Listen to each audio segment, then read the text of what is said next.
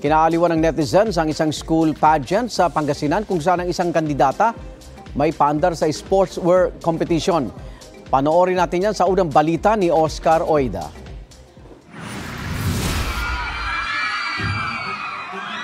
Kakaibang arrive ni candidate number 3. Sakay ng e-bike, bit-bit ang mga assistant. Naglatag pa ng mini as in mini golf course. Literal na paandar sa sportswear category. Yan si Erica Gamazon, kandidata sa intramurals pageant ng Toboy National High School sa Asingan, Pangasinan. Kwento ng kanyang handler, gusto nila ng bago at kakaibang sportswear, kaya hindi lang damit ang pinaghandaan. Di katakatakang napapalakpak pati ang judge na may pa-standing ovation pa.